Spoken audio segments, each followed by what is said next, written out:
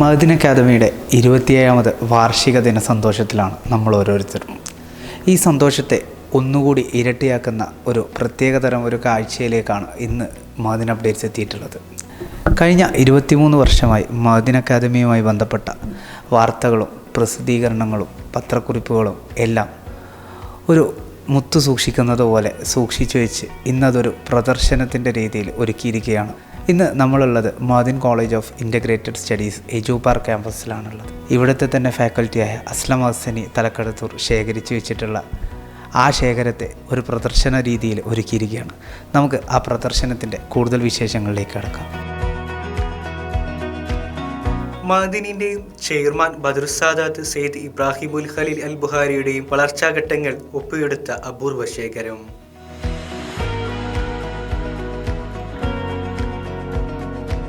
കഴിഞ്ഞ 23 വർഷങ്ങളായി നിധി പോലെ സൂക്ഷിക്കുന്ന ശേഖരത്തിൽ മഅ്ദിനുമായി ബന്ധപ്പെട്ട പത്രക്കുറിപ്പുകൾക്ക് പുറമെ സപ്ലിമെന്റുകൾ, മാഗസിനുകൾ, പോസ്റ്ററുകൾ, കവറുകൾ, കലണ്ടറുകൾ എല്ലാമുണ്ട്.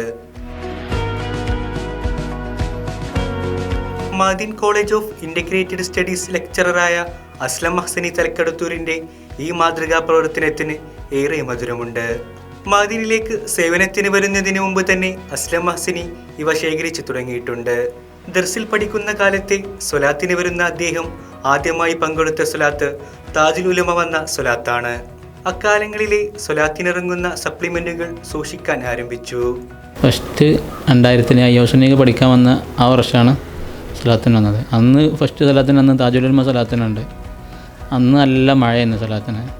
അന്ന് മഴ കൊണ്ടുവന്നിട്ട് സ്വലാത്ത് കഴിഞ്ഞ് നടന്നു പോവുകയും പൊന്മള വരെ നടന്നു. അവിടെ നിന്ന് പിക്കപ്പ് കിട്ടി അങ്ങനെ യോസനയൊക്കെ പോയത്. അതിന് ശേഷം പിന്നെ എല്ലാ സ്വലാത്തിനും ഇങ്ങനെ വരലുണ്ട്.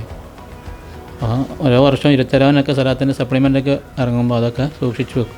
വണ്ടി കിട്ടിയില്ലെങ്കിലും ഒരുപാട് ദൂരം സ്വലാത്തിന് നടന്നു വരുമായിരുന്നു.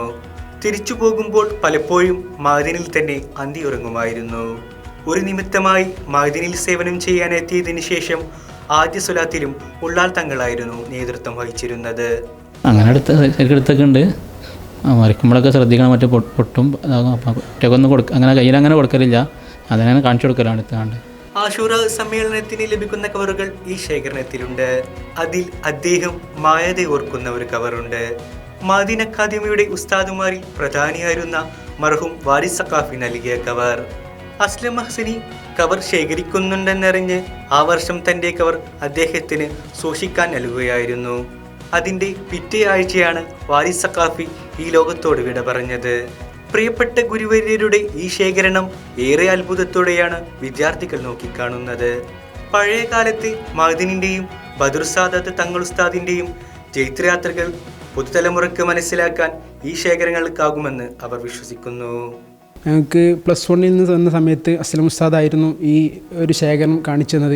വാസ്തവത്തിൽ ഞങ്ങൾ തന്നെ നെട്ടിപ്പോയി. കാരണം ഞങ്ങളറിയാത്ത കുറേ വിഷയങ്ങളും കാര്യങ്ങളും ഉസ്താദ് ഈ പത്ര കട്ടിങ്സിലൂടെ മുഹറത്തിന് കിട്ടുന്ന ആ കവർ വരെ ഉസ്താദ് സൂക്ഷിച്ച് വെച്ചിട്ടുണ്ട്. അപ്പോൾ ഉസ്താദിൻ്റെ മഅ്ദിനോടുള്ള സ്നേഹമാണ് ഇതിൽ വ്യക്തമാകുന്നത്. ഉസ്താദിൻ്റെ തുടക്കകാലം മുതൽ ഇതുവരെയുള്ള ഉസ്താദിൻ്റെ ജീവിതത്തിലെ ഓരോ ഘട്ടങ്ങളെയും ഒപ്പിയെടുത്ത ഈ ശേഖരം ഉസ്താദിനെക്കുറിച്ച് കൂടുതൽ മനസ്സിലാക്കാനും ഉസ്താദിൻ്റെ നേട്ടങ്ങളും ഉസ്താദിൻ്റെ ജീവിതവും മനസ്സിലാക്കാൻ വളരെയധികം സഹായകമാണ്. അത് വളരെ പ്രചോദനമാണ്. കുട്ടികളെ പരിപാലിക്കുന്നത് പോലെ ഏറെ കരുതലോടെയാണ് ഈ ശേഖരണങ്ങൾ സൂക്ഷിച്ചു വെച്ചിരിക്കുന്നത്. അതുകൊണ്ട് തന്നെ ഈ ശേഖരം മുഴുവനായും ഡിസ്പ്ലേ ചെയ്യാൻ മുന്നിട്ടിറങ്ങിയത് അസ്ലം ഹസനിയാണ്. അസ്ലം ഉസ്താദിൻ്റെ ഒരു പ്രത്യേകതയാണ്, ഉസ്താദ് ഈ കുത്തുബുഖാനും കാര്യങ്ങളൊക്കെ കുട്ടികളെ നോക്കുന്നത് പോലെ പൊന്നു പോലെ നോക്കും.